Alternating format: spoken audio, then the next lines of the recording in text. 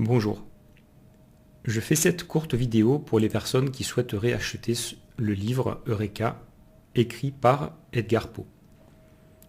En préambule, je tiens juste à signaler aux éventuels étudiants qui se seraient égarés ici par hasard que je ne vais pas faire un résumé du livre ou en faire une explication. Bien entendu, vous pouvez écouter et vous en inspirer si vous devez rendre un travail sur cet ouvrage. Je vous conseille cependant d'aller voir d'autres sources et, mieux encore, de lire le livre, tout simplement. Si vous ne voulez pas l'acheter, peut-être le trouverez-vous dans une bibliothèque municipale. Par contre, si vous êtes un fan de cet écrivain, tout comme moi, et que vous avez adoré toutes ces histoires, comme moi, peut-être serez-vous déçu par ce livre. Je ne dis pas ici comme moi, car je l'ai acheté en connaissance de cause. Je savais que ce n'était pas un livre comme les autres. Ce livre, en effet, ne raconte pas une histoire comme par exemple, pour prendre les plus connus, et celles que je préfère, La barrique d'Amontillado, La lettre volée, Double assassinat dans la rue Morgue, Le scarabée d'or, et bien d'autres encore. Non, ici, pas de meurtre, pas de policier, pas de vengeance ou d'aventure. Dans ce livre, rien de tout ça. Certains, peut-être, y verront un peu de tout ça. Ici, il est question de planètes, de galaxies, d'attractions, d'univers, de début, de fin, de temps, d'infini, de Dieu, de mathématiques, de physique, de métaphysique. Bref, un conglomérat, une sorte de requiem de tout son savoir, ses connaissances, de ses écrits passés. Ce que je veux dire, c'est que ce livre, qui ne plaira peut-être pas aux plus grands fans d'Edgar Poe, ne m'aurait peut-être pas plu à moi-même si je l'avais lu quand j'étais plus jeune, quand j'ai découvert Edgar Poe.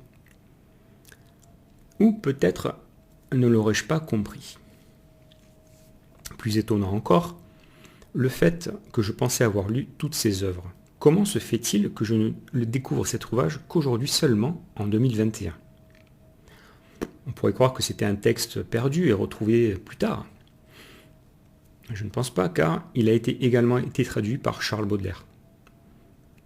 Ce texte est paru en 1848, soit un an avant sa mort.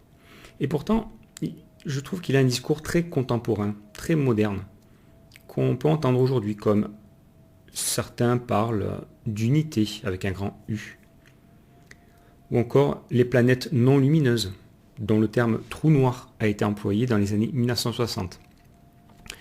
Là, je fais une parenthèse, je dis années 1960, car les sources, d'après ce que j'ai pu voir, divergent.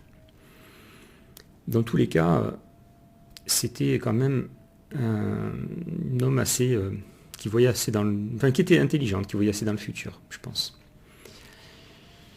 Ce que j'en conclus, et ce n'est que mon avis personnel, ce n'est pas du tout un avis scientifique ou de grand lecteur, ce n'est qu'un avis personnel d'un fan d'Edgar Poe.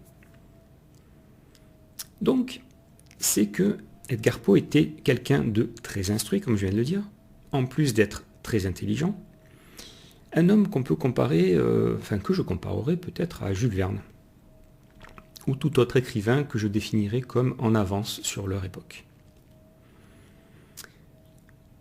Enfin, je terminerai cette vidéo par une touche personnelle.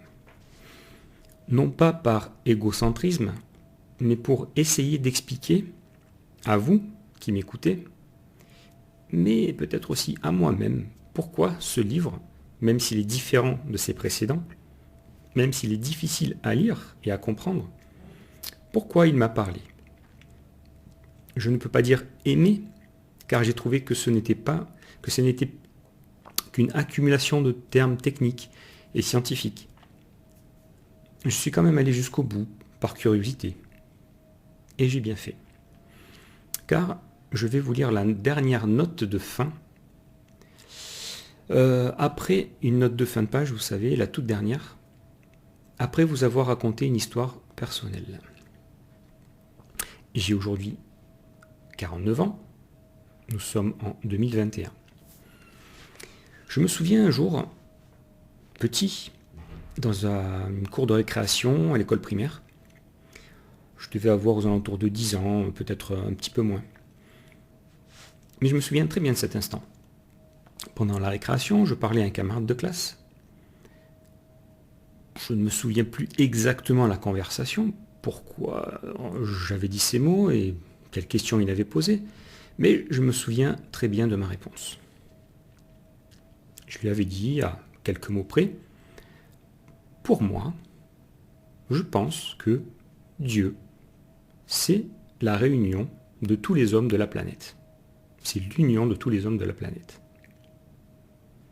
Quand j'y repense aujourd'hui, je me demande encore comment et pourquoi j'ai prononcé ces mots-là. Quand j'avais même pas 10 ans, j'étais à l'école primaire, pourquoi j'avais dit, comment je pouvais penser que Dieu c'était l'union de tous les hommes, enfin, je sais pas. Je le découvrirai peut-être un jour. Et puis la vie passe, et puis j'avais oublié ces lointaines paroles, quand, tout comme la Madeleine de Proust, les lignes qui suivent m'ont littéralement fait remonter dans le temps.